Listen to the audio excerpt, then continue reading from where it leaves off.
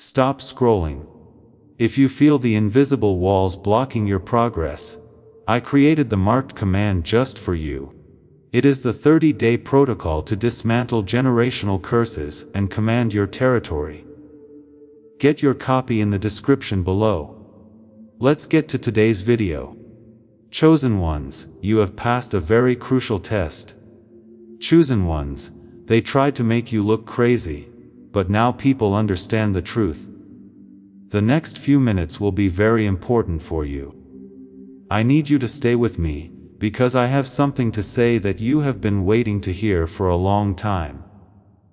Not months or weeks. Some of you have been working on this for years. Years of carrying around something that no one would agree with you on. Even though you knew something to be true, you were told over and over again that it wasn't real. This could be said directly or through dismissive looks and changing the subject. That you were being too sensitive, adding too much to what was going on, or making it up. That maybe, just maybe, the problem wasn't what you were seeing, but the fact that you were seeing it. They did things to make you look crazy. That is what I want to say, straight out. I don't want to sugarcoat it. I think you've spent enough time trying to find a nicer way to look at what happened to you. There was no misunderstanding about what took place. The communication did not break down. It wasn't two sensible people having different opinions about the same thing. What took place was planned. There was a plan behind it. Someone or a group of people decided that the best way to stop you from speaking was not to argue with what you were saying, but to make you look bad for saying it. If they could persuade the people around you that your perception was wrong, that your discernment was really paranoia, and that your clarity was really instability, then nothing you said would ever have to be taken seriously again. The truth you were telling them wouldn't matter, because they would have already ruled out the carrier. The plan was to do that, but this is where it started to go wrong. This is the part of the story that made me want to make this video today.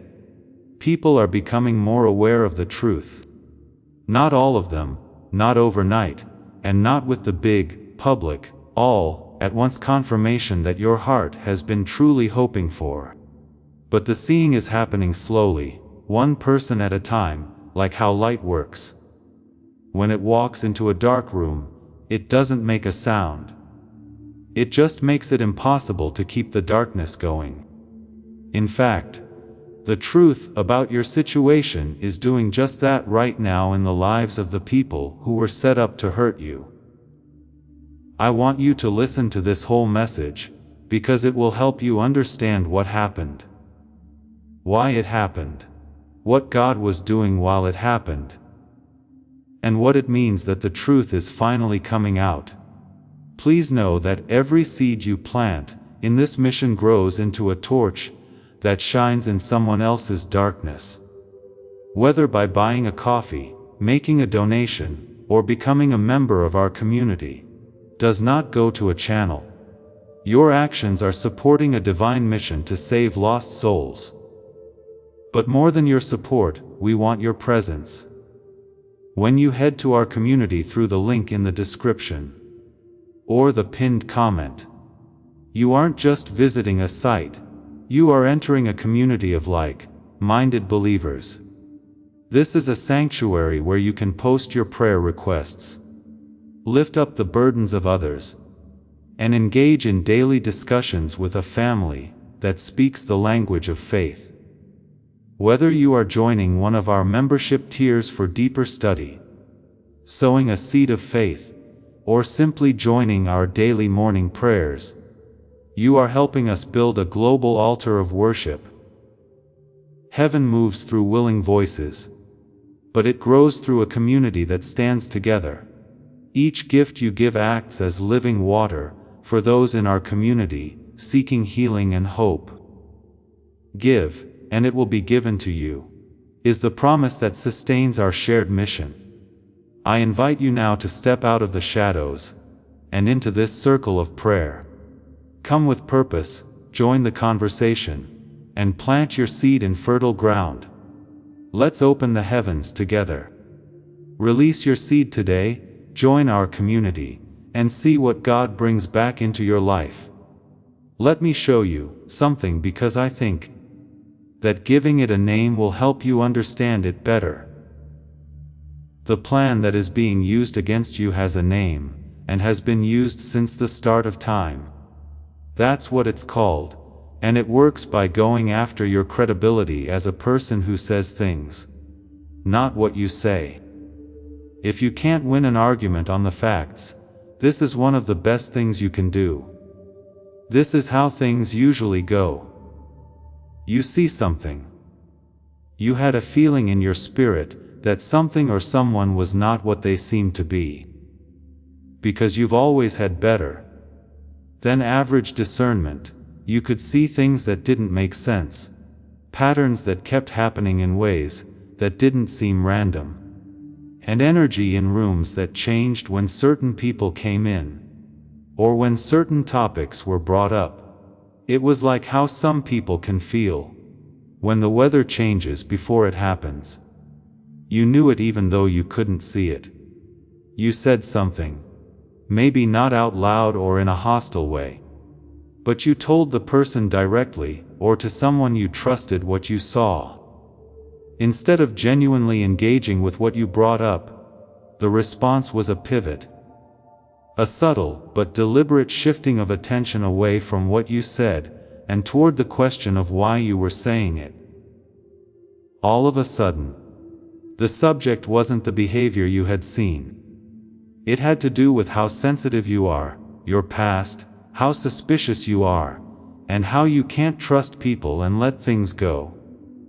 And that turn wasn't a mistake. That turn was the start of the campaign. When people ask not what you said but why you said it, the ground has moved completely under your feet. You are now defensive about how you see things. It's taking up your time and energy to explain why you have the right to notice what you noticed, instead of having an honest conversation about it. As you argue for the accuracy of your own judgment, the real issue, the one you brought up in the first place, quietly fades from the conversation, which was the exact point. It then spread. That part hurts the most. It wasn't just between you and the person you first told about the problem. People told you the story out of concern and care, never out of gossip. Instead, they always did it in a way that made you feel like they were deeply worried about you. Something is wrong with them. These days, they seem very suspicious. I worry about their mental health. I believe they are having a problem. Have you seen how they've been acting?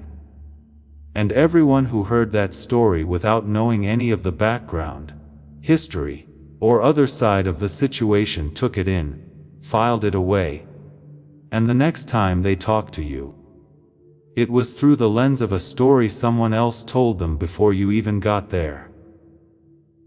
That's what they did to you, and I need you to know that it wasn't because you were unstable.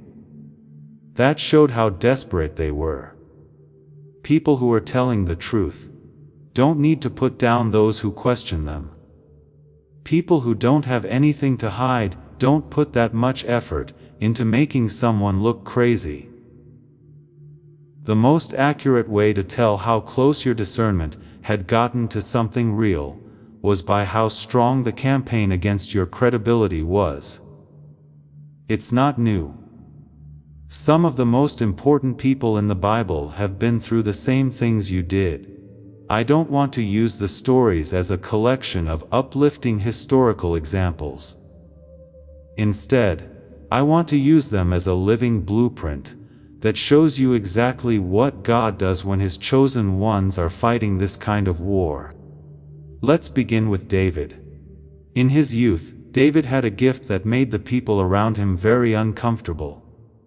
This was before he became king. Saul, who was supposed to protect him, guide him, and cover him, turned into his most persistent enemy. Also, I want you to pay attention to how Saul attacked David. He didn't just accuse him straight out. He didn't say that David did something wrong in front of everyone. This is the proof. This is my case. That wasn't even close to what Saul did. Because of his job and fame, he used them to make David look like a threat, someone who was unstable and dangerous, and not to be trusted. He told his son Jonathan, and everyone else who worked for him, to kill David. He made David look like an enemy of the kingdom, someone whose greed put everyone else in danger. David's loyalty, gifts, and good standing with the people were turned into proof of a threat by him. David then ran. He lived in caves for years in the wilderness, just barely making it in the life he had been chosen for. While the man who was supposed to cover him told everyone who would listen that David was the problem. Could you picture how that felt? Having God's blessing on your life, and having to run for your life from someone who was using their position and platform to call you dangerous. Being the one God chose and living in a cave, while the person working against you sat on the throne, would be awful. Some people thought David was crazy.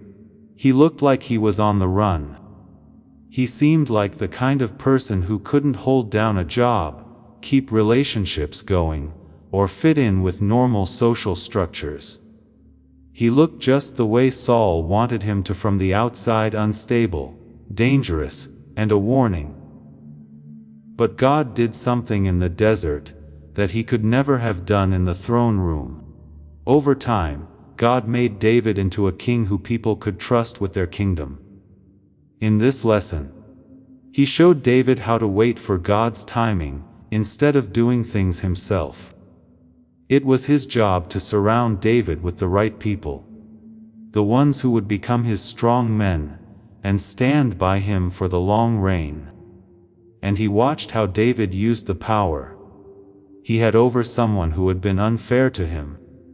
Because David had Saul in his arms twice, but both times he refused to touch him, not because he was weak, but because he knew that God was the one who deserved to be punished, and that God's time, not David's, was the right time.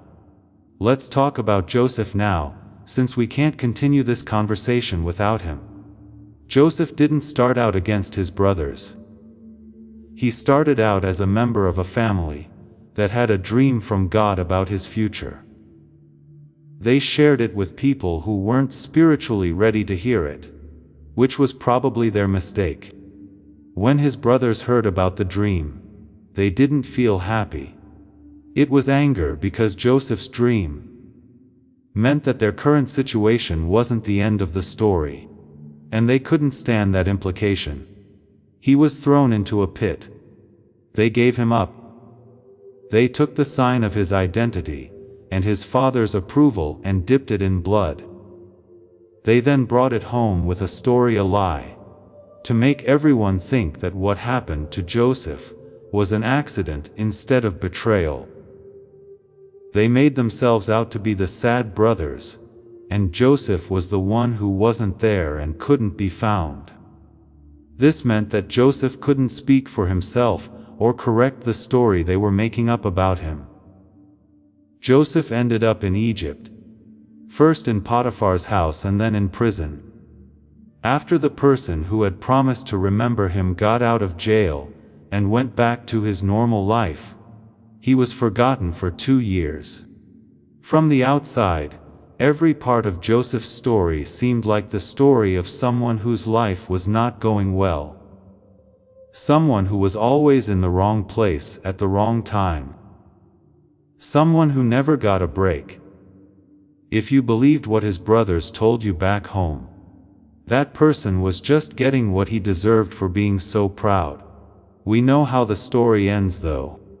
We know that every hard, confusing, and unfair chapter was a perfectly placed step on the way to the exact place God had always wanted him to be. We know that the pit wasn't the end. Prison wasn't the end.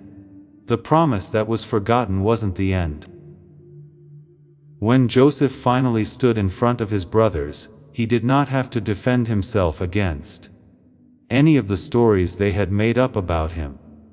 This is because God had put him in that position, because his life had become its own strong proof. In your case, that's what's happening right now. Your life is turning into its own strong proof. Also, the people who made up stories about you are starting to see proof that your life does not match the stories they were told. This is something they were not expecting. Let me explain why the truth always comes out in the end. Because I think that knowing how this works will help you trust the process, even when it seems like it's taking too long. Lies need to be kept up. In the end, that's what makes any false story vulnerable. It can't keep going without ongoing support from the people who built it. The truth, on the other hand, doesn't need any upkeep at all. It just exists, and as time goes on, the difference between the lie that is being told and the truth starts to show in ways that smart people can't ignore. People who made up stories about you told a story, and that story has been going on in the background of your relationships, your community, and your world. But stories need to be consistent to be believed, and people who lie aren't very good at being consistent. Things change. Timelines change. It's not quite the same from what they tell one person to what they tell another. And the people who get those slightly different versions start to notice the difference, even if they can't put their finger on exactly what's bothering them. When the subject comes up, they just start to feel a little uneasy. Something in them, maybe something they can't put into words, starts to notice that something about what they were told doesn't quite fit together the way it should. The fruit comes next. Jesus talked about this in a very real way. He said that you would know them by their fruit, not by what they say, how they present, or how well they can tell a story. By their fruit, he said. That group of people who made the case against you, the ones who said they were worried, wrong, and just trying to warn everyone, is now being seen for what it did. The chaos around them, the patterns that show up in every relationship they're in, and the way that conflict seems to follow them everywhere they go. People who are paying attention to you are starting to see the bigger picture. They are starting to realize that you are not the cause of all of these bad situations. Also, your own life is the strongest proof you can give. The version of you that was made by the people who were afraid of your clarity of purpose and calling was small, skewed, and unstable. The real you, the one who has kept going, kept their integrity under pressure, and kept showing up with real love and real effort during a time that would have broken someone less grounded. That person is seen. Those who know you and have seen you during the tough times know what kind of person you are when the pressure is on. And what they saw doesn't match what they were told. That difference is the start of the falling apart, and it doesn't stop once it starts.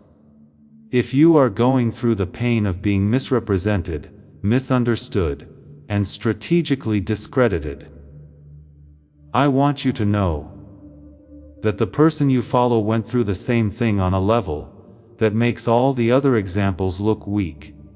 People said that Jesus had demons in him. They were the religious leaders and teachers of the law. They were supposed to know God very well. When they saw the Son of God healing people and driving demons out, they said that Beelzebub, the prince of demons, was helping him do it. When they saw the purest display of God's love and power the world had ever seen, they called it dark. If someone healed them, they called it witchcraft. They saw the truth and called it lying. They called the sanest person who had ever lived crazy. In the Gospel of Mark, his own family went to get him, because they thought he was crazy. Within a public pressure situation, the people who knew him best, had seen him grow up, and knew the most about who he really was, decided that his behavior was most likely caused by mental instability. Can you feel how heavy that is? Even the people who should have known better are telling you that the anointing on your life looks like a mess. Still, Jesus did not give up when he knew he was being misrepresented. He didn't give up on his job to look into every false accusation. He didn't spend most of his time coming up with answers to every lie that was said about him. He didn't stop. He kept getting better. He taught more. What people who thought he was a problem were saying about him didn't stop him from going in the direction of the calling. And the truth about who he was kept showing up in ways that the false story couldn't explain.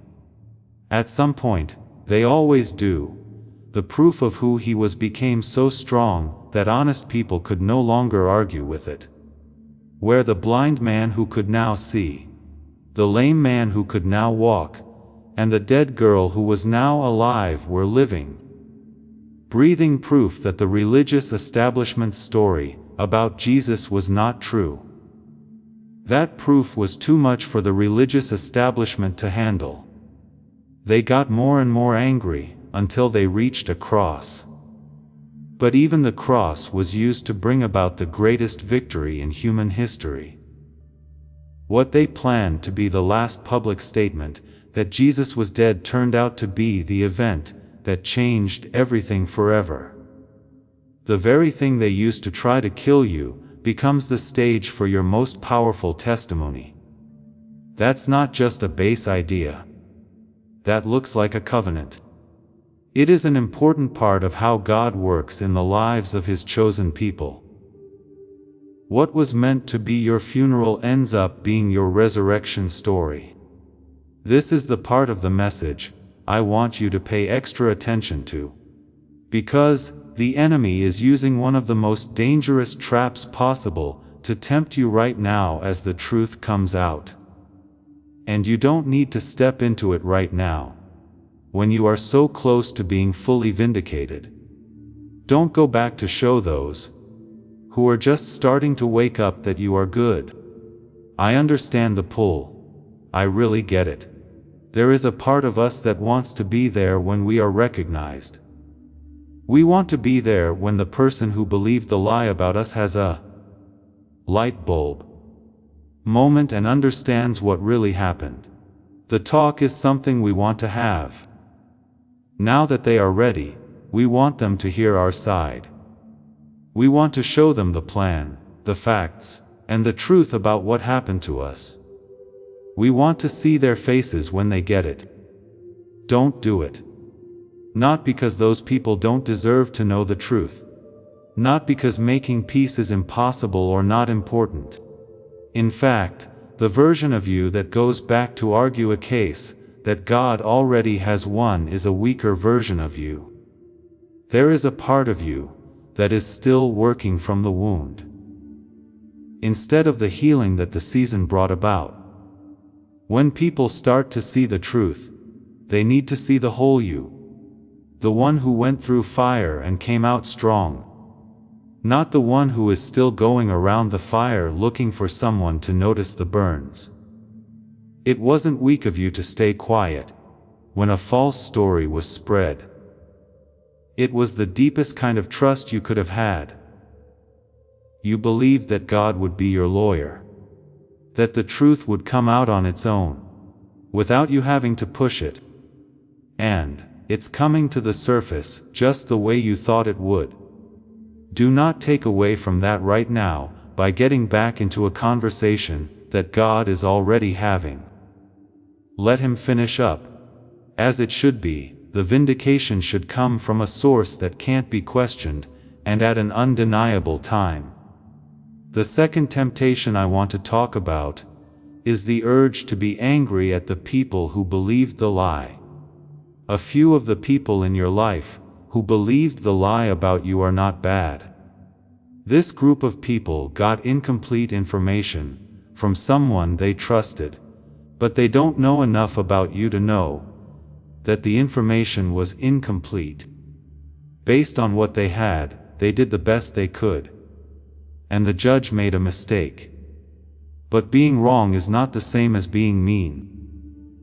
Getting rid of your anger toward them is not the same as telling them what they did was okay. Instead of letting their mistake affect your next season, you choose not to. That is a whole different story when it comes to the people who actively fabricated the story against you, who knew the truth but chose to lie about it. But even there, your release doesn't help them. The freedom you're getting is for you. Because you can't enter the season God has planned for you while carrying the weight of unforgiveness. Hands that need to be open to receive what is coming cannot be closed around what was done wrong. As this awakening grows inside you, know that helping with this mission is not a joke. It is a sign from God. You can support this work through the link in the description or the pinned comment. Whether by buying a coffee, making a donation, or becoming a member of our Ko-Fi community. By doing so, you become part of Jesus' plan to save souls who are still stuck in fog. Every seed turns into light that fights against darkness. If you water others, you will be watered yourself, Jesus says. This is not history, it is a living promise about your future. Come into this moment with faith and a plan. What God has already planned for your life can be unlocked through your giving. I'd like to take a moment to talk about something that I think will really encourage you. As you watch this happen, truth takes a very long time to reveal itself. It doesn't get scared. It doesn't have to be louder than the lie. It doesn't need a public relations plan, a campaign, or a coordinated effort to get its name out there. The truth just waits. And while it waits, it stays the same, unaltered.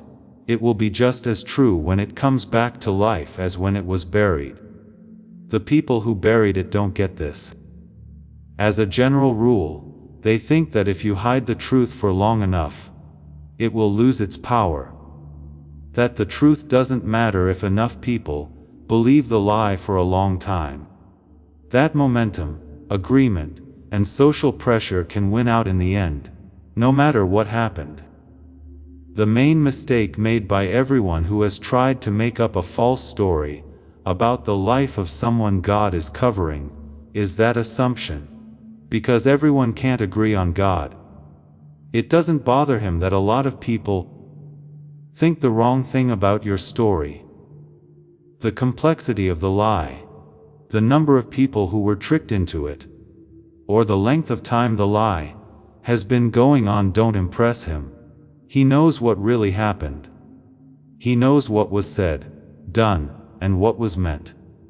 Even if things aren't going well or the exposure has become strategically difficult, he is still determined to bring that truth to light. Proverbs says that a tongue that lies only lasts a moment. From where we are, a moment may seem like a very long time, but the promise is still true. The tongue that lies runs out of fuel. That false story runs out of the power to keep going, and when it does, what was always true is still there, patiently waiting, and not changing. This is going to happen to you in your particular case. You might be seeing it start already. Right now. Someone in your life is asking questions they weren't asking before. Someone got the story about you and put it away, but now that person is finding that file doesn't fit right anymore. There is someone whose spirit is restless because of the gap between what they were told and what they are seeing.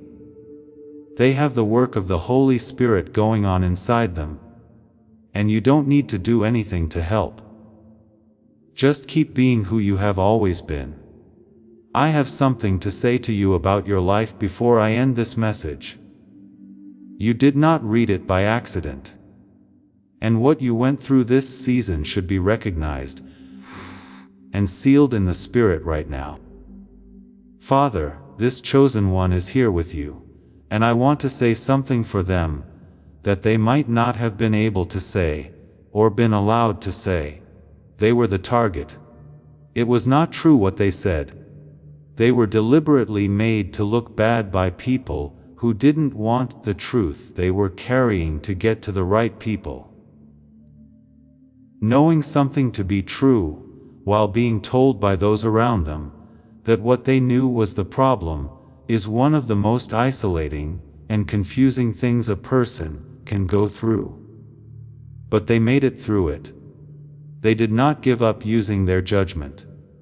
It wasn't that they were willing to give up their honesty to feel safe in a story that was based on lies. They didn't give up. I say right now that any false words said about this person will no longer hurt them. Every campaign that was started in secret to hurt their credibility is dying down at the roots. People who were dragged into the story are being visited by a divine restlessness that won't let them stay in a position based on inaccurate information. The scales are coming off of eyes that were hidden by lies. In the lives of everyone who saw this, the proof of who this person really is becoming impossible to argue with. It is my decree that the people in this chosen one's world will gain clarity slowly but surely. But not in a way that makes things more chaotic. Instead, in a way that lets real healing happen, where it's supposed to, and real separation happen, where it's supposed to happen. Please help the right people get back to you. By being humble and understanding. The wrong people should be quietly and permanently cut off from someone they were never supposed to serve. Peace to the part of you that has been waiting. There is no point in waiting. You were not weak during the quiet time, when you didn't say anything, trusted God, and wouldn't bring yourself down to the level of the attack. It was the best kind of war, and heaven watched every second of it. Every day, you chose honesty over getting even. Over and over, you chose prayer over talk. Each time you blessed what cursed you, and covered what showed who you were. The truth is coming out. It is true that they are right. People are beginning to understand that the next season will be much better than the last one. It's not because the pain was small, but because God is about to do something very big in your life. Move forward. Keep your head up. You should stop practicing the offense and start practicing the promise. This is the same God who defended Joseph, healed Job, kept David safe, and raised Jesus from a grave that was meant to stay there forever. This is the same God who has been with you every day of this season. And He's still not done. That part of your story that ties everything together hasn't even been told yet.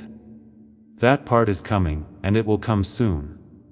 If this message came to you at just the right time, drop the word "seen" in the comments right now. That's what's happening in your life. Someone, maybe even God, is seeing you. Soon, everyone who needs to know what you've been going through will too. Tell someone who has been going through the same kind of war that you have about this. They need to know that the truth is also coming out for them. Join the community and stay in touch, because it's for people who have been through real things and are still standing. The story doesn't end there. The good part is almost here. You are about to enter your divine future. But remember, this breakthrough is not for you alone. Your testimony is the bridge someone else will use to reach their own miracle. Archangel Michael is inviting you to visit community through the link in the description or the pinned comment. Whether by buying a coffee, making a donation, or becoming a member of our community, does not go to a channel. Your actions are supporting a divine mission to save lost souls. By joining our like-minded community, you are no longer praying in isolation. You are adding your voice to a global sanctuary, where we discuss the Word daily, and stand in the gap for one another. This is not poetry when Jesus says, "Give, and heaven will open over you." On this platform, every seed you plant turns into oil for your destiny, fire for your calling, and a hedge of safety for your family. Now is your time.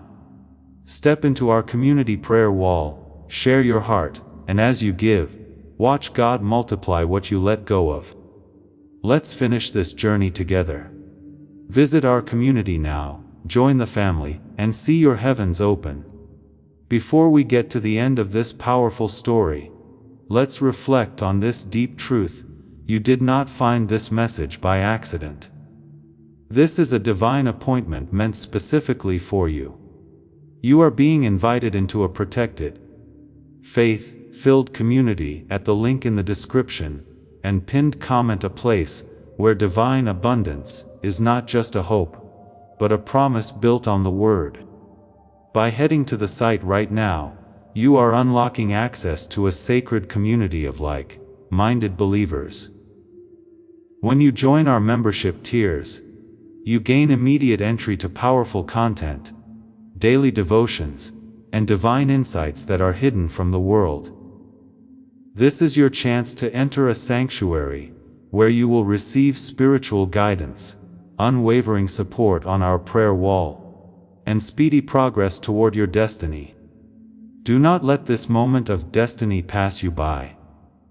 Your breakthrough is waiting. Join our inner circle through the exclusive link in the description.